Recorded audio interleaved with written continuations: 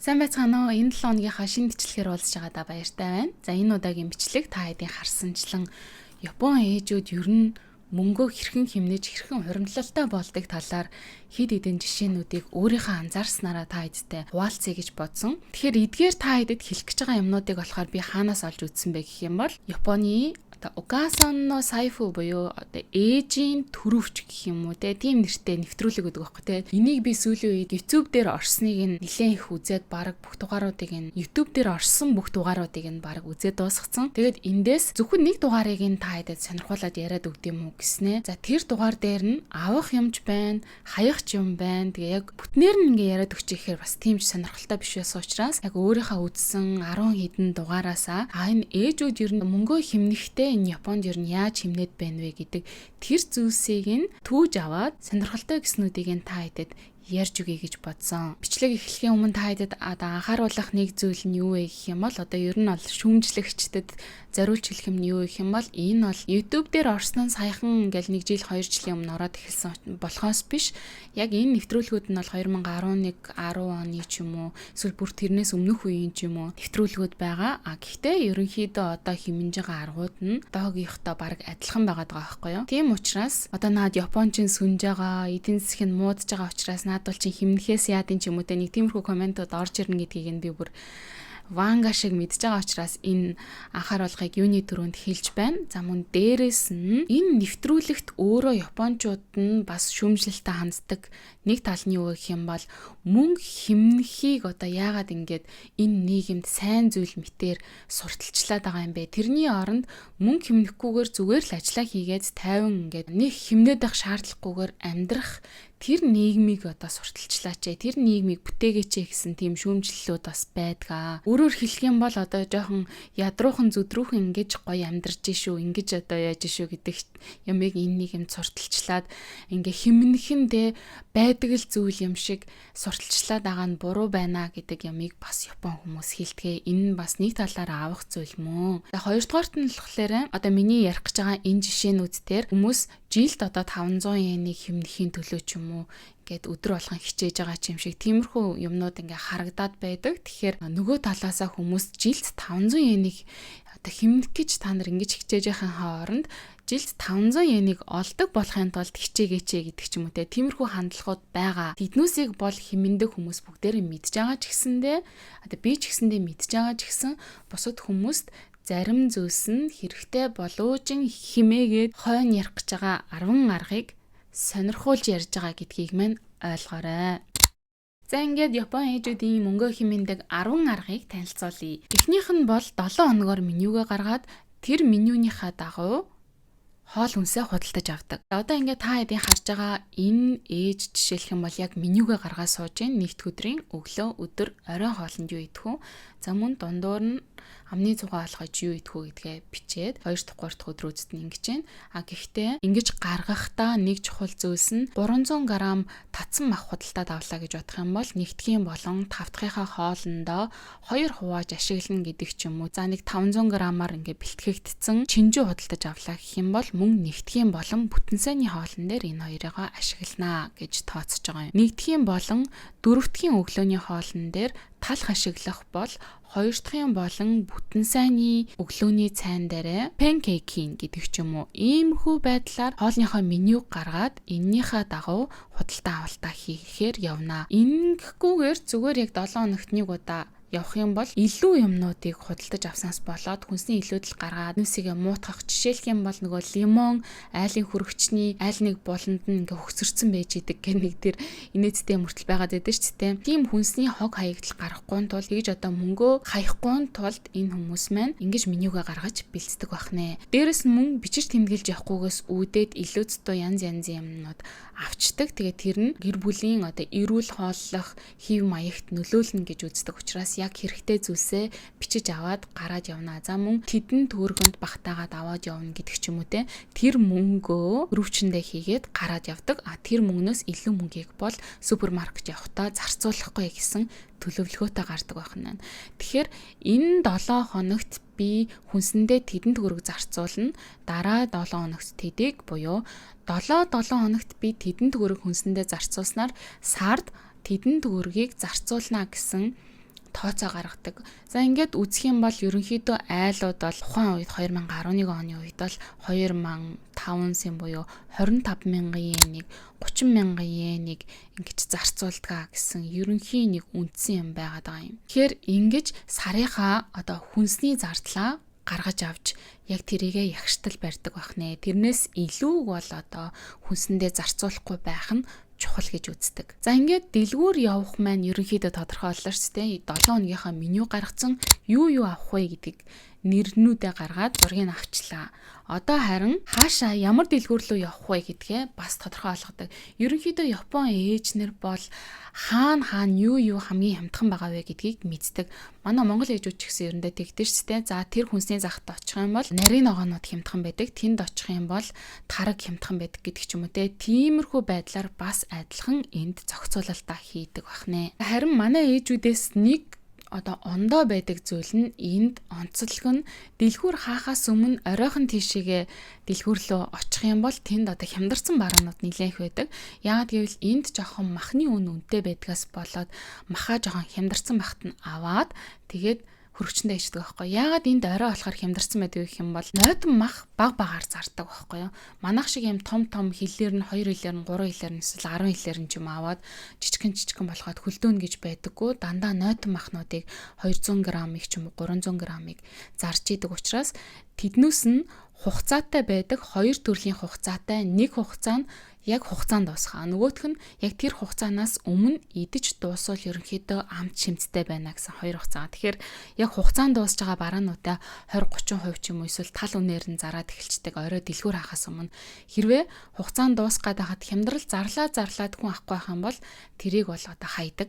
Яагаад гэх юм бол эрсдэлтэй тэрийг хэрвээ идээд хин нэг нь одоо хордлохонд орох ч юм уу тэгэх юм бол өөртөө одоо маш том хуулийн хариуцлага хүлээх учраас хугацаанд дуусгаас өмнө зарж дуустдаг. Тэгэхээр тэрийг нь андж агаад ээжүүд бол аваад хөрөгчөндөө авчираад хөлдөөгөөд хадгалах хугацааг нь уртсахчдаг гэсэн үг. Өмнө тухайн дэлгүүрийнхаа одоо сар болгоны хизээн нь юунд нь хямдрал зарладаг вэ гэдгийг ээжүүд бол маш сайн мэддэг.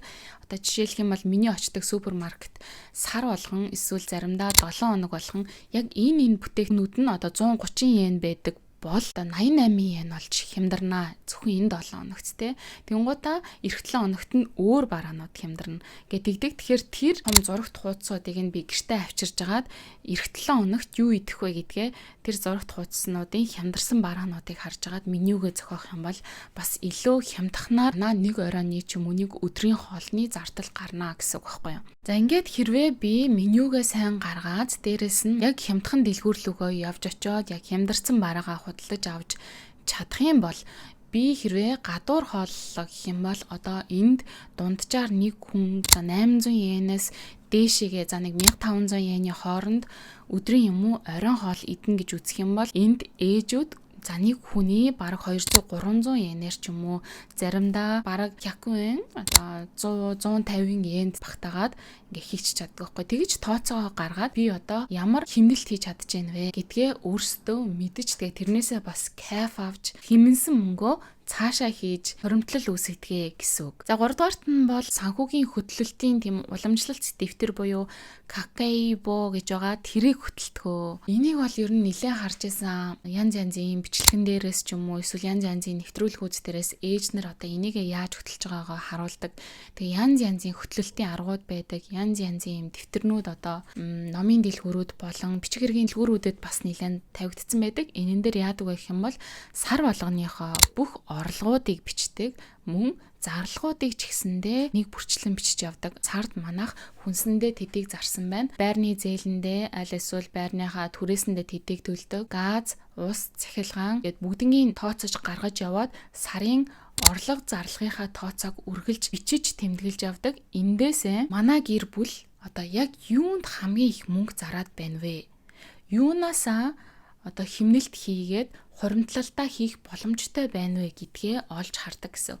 Манайх бас яг гэр бүлийн ийм санхүүгийн юм гаргаж явж үзчихсэн. Тэрийгээ тэгтээ Google Sheets дээр ингээд хөтлөөд явсан чинь манай гэрийн ер нь хамгийн их мөнгөө зардаг юм нь хоол хүнсэн дээрээ хамгийн их мөнгөө зарцуулдаг юм байна. Тэгэхээр энэ хоол хүнсээ яаж хэмнэж цаашаа хуримтлуулах вэ гэдгээ жоохон олж харсан гэсэн. Тэгээ хоол хүнсэндээ мөнгө зарахтаа яг юун дээр нь жишээлх юм бол аавын өдрийн хоолн дээр баггүй мөнгө зараад байгаа юм байна. Аль эсвэл гадуур хоол идэхдээ мөнгө зараад байгаа юм байна. Аль эсвэл жимс арай их идээд байгаа юм байна. Тэгтэл бид нар хүүхдүүдтэй жимс идүүлэх хэрэгтэй байдаг.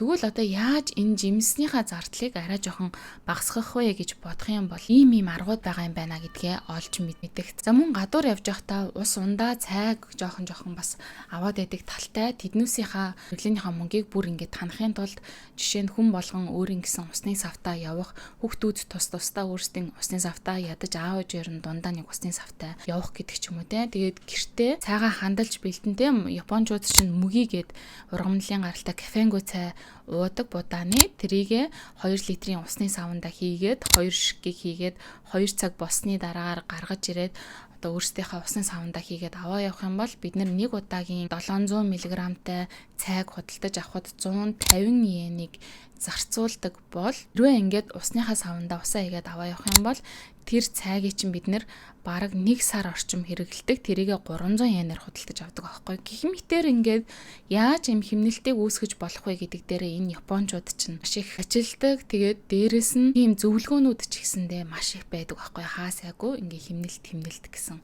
зөвлөгөөнүүд их байдаг. Тэр энэ мэдчлэн бид нар одоо сар бүрийнхаа зарлахуудыг 3 сарын турш хөтлөөд үзэх юм бол гэрийн хамгийн их алдагдал гаргаад байгаа одоо өргөө зардал гаргаад байгаа юмнуудаа олж мэдээд тэрэн дээрээ яг ажиллаа явуучих юм бол болчт юм байлээ. За дөрөвдүгээрт нь бол улирлын чанартай хоол хүнснүүдийг хэрэглэх. Саяхан би та хэдэд хэлсэн шүү дээ. За жимсэн дээр жишээлх юм бол бид нар ингээд их зардал гаргаад байгаа юм байна гэж мэдчлээ. Тэгтээ хүүхэдтэй жимс өгмөр байна. Хүүхэдтэй одоо жимс өгөхгүй нэг жимсэн дээр амар гороогоо тахын чайшин гэж бодож байгаа. А гэхдээ бас зардлаа танамаар байна. Тэгвэл яах вэ гэх юм бол улирлын чанартай жимснүүдээ идэнэ. Яг улирлын чанартайг нь авч хэрэглэн гэх юм бол алин бол жишээ нь энгийн үед 250 йен байдаг бол нэг ширхгэн штэ. Яг улирлын нэрцэн үедээ 100 йен олж хямдардаг ч юм уу. За тэгээд 4-5 ширхэгтэй нэг уут оранж байлаа гэхэд 1500 йенээр авдаг бол энгийн үед яг улирал нь хүрээд ирсэн байгаа үед болохоор 300 йен мэнэр ч юм уу авдаг. За тэгэл төмс энд жишээ нь энгийн үед заримдаа ингээл нэг ширхгэн 80 йен нэр зарж идэг бол яг улирлынхаа үед болохоор 4-5 ширхгийг нь 200-300 йенаар худалдаж авдаг байх жишээтэй. Эсний ногоонуудыг өөр саруудад өөр улирлуудад ингээд хурааж авч идэг. Тэгээд тэр улирал болгонд нь таарсан тэр хүнсний ногоо жимснүүдийг ингээд авах юм бол нэгдүгээрт одоо шин гэдэг утгаараа эрүүл мэндэд хэрэгтэй, хоёрдугаарт бас мөнгөө хэмнээд илүү хямдхан байдаг байх нэ. Одоо ингээ 3 дугаар сард жишээлх юм бол энд гүзээлзэгний улирал, гүзээлзэгэн түүдэг улирал болох гэж байгаа. Тэгээ бид эд бас гүзээлзэгэн түүдэг газар руу явж гүзээлзэгэн нийтнэ. Энгийн үед бас нэг пак гүзээлзэгэн чинь 1200 ч юм уу те.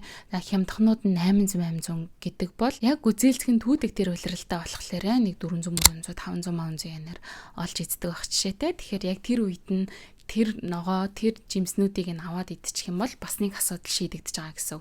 Гэхдээ мэдээж одоо юу гэдэг нь жилд ганцхан удаа алин мэдэх гээд хүлээж идэг юм гэж юу аах вэ? Ерөнхийдөө идмэр санагдвал аваад идэх ч гэсэндээ аль болох улирлынхын чанартай хүнс ногоонуудыг авч иддэг гэсэн үг байхгүй юу? За 5 дугаарт нь бол point картууд. Point картуудыг бол одоо энд баг бүх дэлгүүрүүд, бүх тоглоомын газрууд гэдэг ч юм уу те ер нь л одоо үйлчлэгээ болдог бүх газрууд өөрийн гэсэн point карттай байдаг. Хүмүүс бол ер нь тэр point картуудыг маш их цуглуулдаг. Одоо бүр үнэхээр хаасаагүй point картууд байна. Йоо тэгэл төрөвч 4 point карт болчих гал заримдаа ч ядаргаатай санагддаг ч гэсэндээ одоо энэ point картны тухай нэвтрүүлгүүд ингээд тустай байдаг заяа. Поинтоор амьдрдаг хүмүүс гэж бас байгаа. Поинтоор сарынхаа худалдан авалтынхаа 50 орчим хувийг бүрдүүлдэг хүмүүс ч гэж бас байгаа. Ингээд points-ки points дуртай, point man энэ гэл тээ. За одоо өөрөөр хэлэх юм бол нэг газарт ороод 1000 йенээр юм худалдаж авлаа гэх юм бол тэрнийх нь 1% ч юм уу point болж ордог байхгүй 10% ч юм уу point болж ордог. Тэгээд тэр чинь өөрөө мөнгөө буцааж авч байгаа л гэсэн нэг үг. А тэгэнгუთ зарим дэлгүүрүүд болох болохоор point нь 3 дахин үрждэг, point нь 4 дахин үрждэг өдрүүд гэж байгаа. Аль эсвэл поинтаараа худалдан авахд тухайн бараа нь одоо 30% хямдардаг, 40% хямдардаг гэдэг ч юм уу те.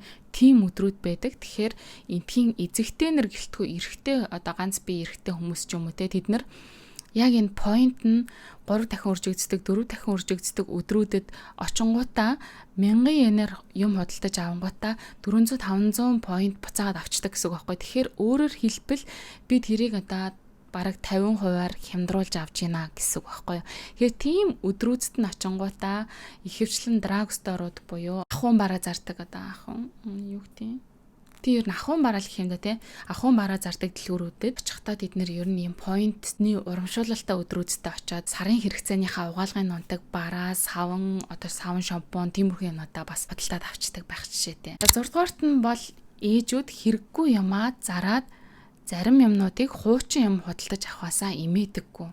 Энд Mercari гэдэг одоо манай үнгүүцэг юм гэдэг шиг тийм аппликейшн байдаг. Тэрэн дээр ингээд хуучин юмнууд зараад өөрөөсөө хуучин юм худалдаж авдаг гэсэн үг байхгүй. Тэгээд тэр нь хамгийн гол нь хин зарж байгааг нь мэдэгдэхгүй, хэний хаяг руу би явуулж байгаа гэдгийг нь мэдэгдэхгүй. Яг тэр дундах зуучлах ажиллагааг нь болохоор энэ Mercari гэдэг аппликейшн өөрөө хийгээд зуучлж өгснөөхөө хөлсөндөө одоо тэдэн хувийг нь авдаг байхгүй юу. Ялангуяа хүүхдийн хэрэгслүүд бол ингээд маш үнэтэй худалдаж авдаг мөртлөө богинохон хугацаанд хэрэглээд хэрэггүй болчиход байдаг талтай штэ. Одоо жишээ нь хүүхдтэй нэг айтаахан хувц аваад өмсгчмөөрөө штэ. За нэг гайгүй үнэтэй чанартай брендийн юм аваад өчлөө гэж бодоход тэрийг нь за нэг хагас жил орчим өмсөд нөгөөх нь багасчихж байгаа байхгүй. Тэгээ одоо хайчулах юм. Энд жишээлх юм анандын дүүнер нь ингээд байхгүй учраас бид нэр хадгалаад идэг хизээ Монгол руу явуулна гэдэг ингээ хүлээх юм. Тэрний оронд зүгээр тэрийгэ тэр сайт дээр тавиад зарчих юм бол хэрэгтэй хүндээ очино. Тэр мөнгөөрөө хүүхдтэй ахиад хэрэгтэй нэг ямиг нь худалдаад аваад өгч болж байгаа байхгүй. Яг буцааж авахын тухайд болохоор жишээ нь бид нэр ингээд ааннаг төрөхт нь яг өөрийнх нь насанд нь тохирсон юмнуудыг худалдаж авч өгч чадчихсан да бас баярлж исэн. За бүүэлэгч байлаа гэхэд хуучныг худалдаж авангуудаа 3 сар орчим хэрэглээд буцаага зарчиж байгаа байхгүй юу. Гэрт зай болохгүй. Тэгтээ яг хэрэгтэй үед нь ингээ хүүхд саатуулаад ингээ байж хахад хэрэгтэй байсан учраас худалдаж аваа буцаага зарсан. Дээрэс нь няран үүргэвч гэж байгаа. Тэр няран үүргэвчийг бас л хуучныг худалдаж аваад бас яг 3 сар хэрэглээд хүүхдийн жин нь тэр үүргэвчнээсээ одоо хитрээд явчихсан учраас буцаагаад ингээ зарчиж байгаа юм. Одоо эндхийн хүмүүс бас юмаа ер нь нэлээд цэвэрхэн хэрэгэлдэг учраас тэгээ зураг хөргийг нь энд тэндээс нь аваад дээрэс нь маш үнэнчээр зардаг. Энд нь нэг жоохон тол болцсон байгаа. Энд нэг жоохон юм урагдсан байгаа гэдэг ч юм уу. Тэднүүсийгээ үнэнчээр бичиж зардаг. Хэрвээ худлаа яриад зарцсан байх юм бол би тэрийг буцаах бүрэн боломжтой байдаг учраас авлаа. Бараа бүтээгдэхүүн маань яг зурган дээр хшгэ байна уу? Энэ дээр нь хилээгүүгээр зарсан тол байна уу? Хилээгүүгээр зарсан урагдсан юм байна уу? Тэгвэл би энийг авахгүй буцаана гэд ингээ буцаачдаг. Тэгэхэд өөр шинийг худалдаж авах боломжтой байдаг учраас анханасаа хүмүүс яг үнэнээ хэлээ зардаг байхгүй. Тэгэхээр тиймэрхүү юмнуудаа худалдаж авахдаа ер нь бараг шин шахуу юмнууд худалдаж аваад тэгээд маш гоё идлээд буцаага дахиад зарах боломжтой байдгаараа давуу талтай байдгаа. За мөн ааннагийн жишээлх юм бол баан байна. Тэ усанд ордог бааныг нь бид хоёр за одоо хүүхд чинь арьсаараа хүрэлцэж байгаа, арьсаа угааж байгаа хамгийн чухал зүйл учраас бааныг нь бол жишээ нь заавал шинээр худалдаж авна гэж бодоод худалдаж авсан боловч одоо 7-8 дугаар сараас ахвалаад нөгөө баананда багтахаа болоод ирж байгаа байхгүй. Тэр чинь няран баан учраас одоо томчуудтай хамтдаа том баананда орох хэрэгтэй боллоо. Тэгвэл одоо энэ баан чинь манай гэрт ингээ илүүдэд штэ. Тэгтэл бид нэр бас аятайхан баан авах гээд үнэтэй худалдаад авчин. За тэгвэл энэ одоо аппликейшн дээрээ тавиад зараад үзье гингот тэрийг ингээ хүн худалдаад авчиж байгаа байхгүй. Тэр бааныг жишээлх юм бол шинээр худалдаж авах шаардлагагүй гэж бодож байгаа ээж аваад бас байна. Тэгэхээр яг ингээд нэг хүн болгоны өөрсдийнх нь нэг тийм ач холбогдол өгдөг зүйл гэж байна. Ач холбогдол өгдөггүй зүйл гэж байна те. Бид хоёрын жишээлх юм бол энийг нь тэгээл нэг хуучныг худалдаж аваа буцаагаал 3 сар хэрэглээд зарчий гэж бодож байгаа юмыг нь энийг нь бол заавал шинээр худалдаж авах хэрэгтэй гэж боддог ээж аваад бас байх жишээтэй. Тэгэл би чинь бол одоо анандын хуучин скутер, хуучин жижигхэн ширээ сандал гээл ер нь зарж болох юмнуудаа энд бас тэгээ зараал явчихдаг байгаа. 7 дугаарт нь бол энд air condition болон цахилгаан хэрэгслүүдэд бас их салгаж тогны мөнгөө бас их хэмндэг.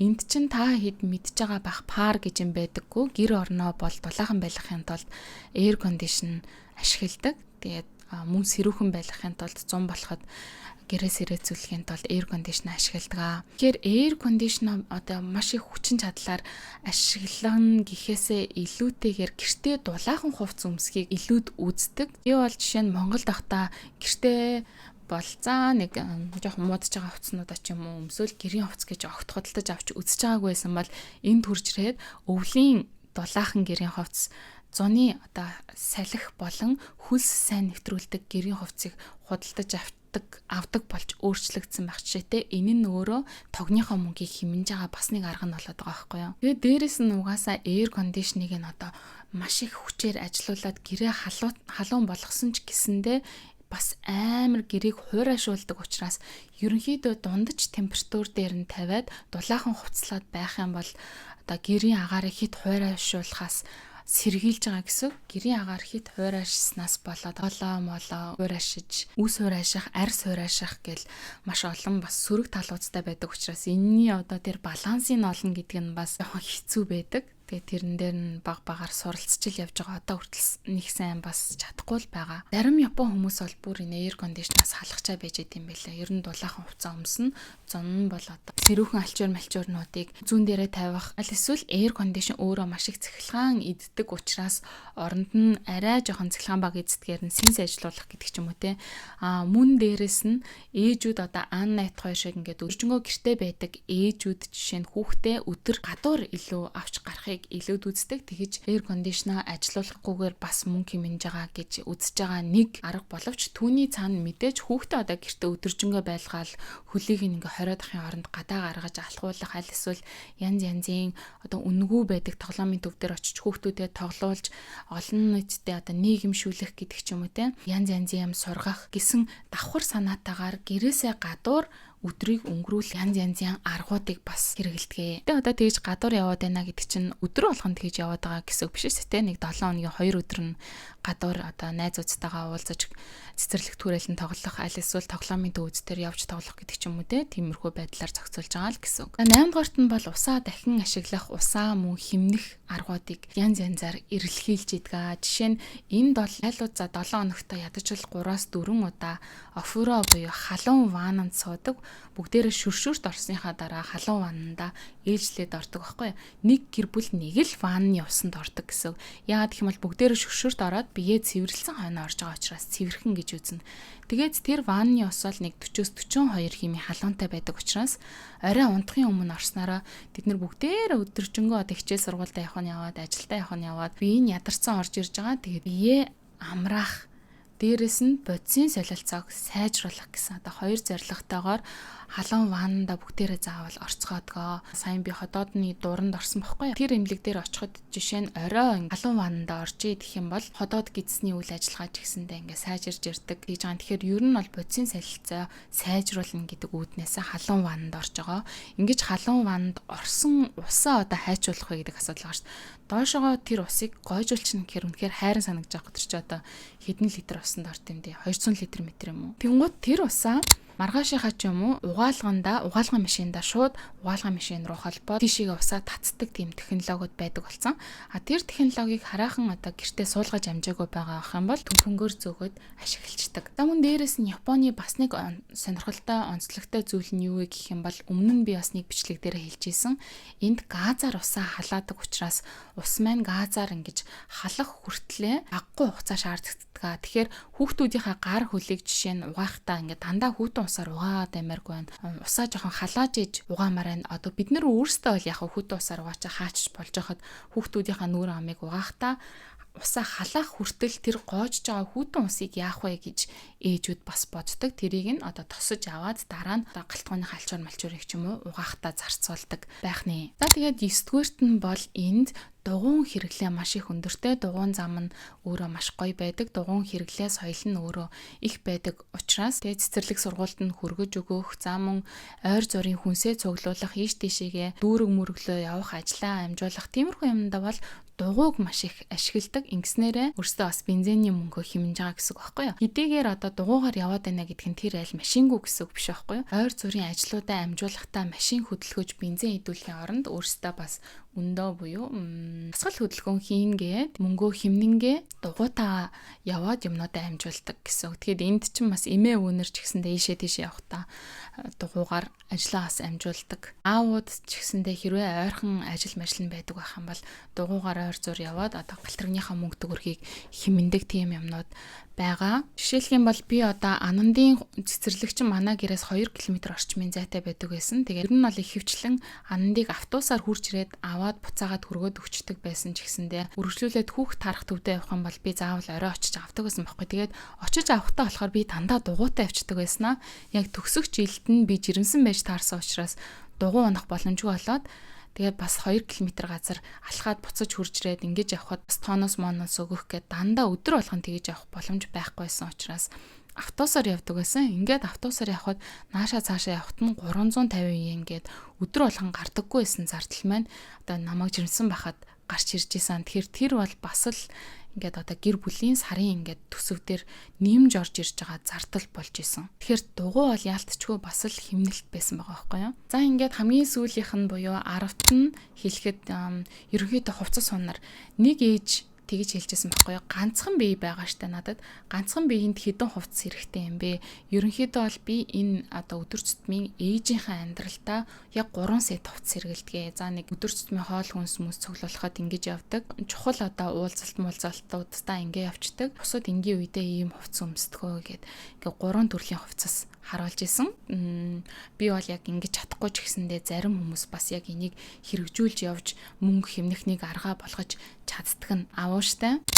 За ингээд энэ дээр нэмээд одоо хүмүүсийн хэмнэлт үүсгдэг аргууд нь өөр байгаа. Ийм юм дээр хэмнэлт хэрэглээд ч одоо яах вэ? Ингээд ч яах вэ гэсэн юмнууд мэдээж байсан байх гэж бодож байна. Тэрний эсрэгээрээ жишээлх юм бол та хэдийн хэмндэг юмнууд чинь эдгээр хүмүүст ийм юм дээр бол хэмнэхгүй штэ. Энэ дээр бол мөнгөө зарна штэ гэж боддог юм нь байж магадгүй. Тэгэхээр хүмүүсийн өөрсдийнхээ одоо ач холбогдол өгдөг тэр гэр бүлийн амьдрах арга, амьдралыг үзэх үзэл тэр болгоноос нь шалтгаалаад өөрсдийнхөө чухал биш гэж бодож байгаа юмнууд дээрээ хэмнэлтээ үүсгэх нь бас сануулж хэлэх нь зөв болоо гэж бодож байна. Тэгээ ингээ хэмнээд одоо яг яах гээд байгаа. Ингэж насаараа хэмнэж амьдрах юм уу гэж бас зарим хүмүүс бодож иж магадгүй. Ингэснээрээ хүмүүс чинь одоо юу гэдэг боломжтой юм дээр хэмнэнгүүтээ өөрийнхөө дуртай амийг хийж байгаа юм.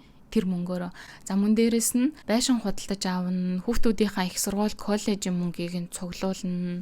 За мөн шинэ машин худалдаж авахын тулд гэдэг ч юм ингээд зоригтойгоор хэмнэлт хийж байгаа гэдгийг ойлгосоо гэж бодож байна. Тэрнээс биш ингээд мөнгөнд хүрэлцэхгүй байгаадаа ингээд яваад байгаа бас биш шүү дээ тий. Ингээд та хэд маань бас ер нь мөнгөө яаж хэмнэж гин, яаж хоримтлал үүсгэж гин, хоримтлал үүсгэхдээ юу юунэн дээрээ илүү ингэж анхаарч хичээж байгаа вэ гэдгээ комент хэсэгт бас хуваалцаарай. Ингээд энэ удаагийн бичлэг маань энд үрээд өндөрлөж байна. Дараагийн бичлэгээрээ бүгдээрээ хамтдаа иргэн уулзтлаа. Түр баяртай.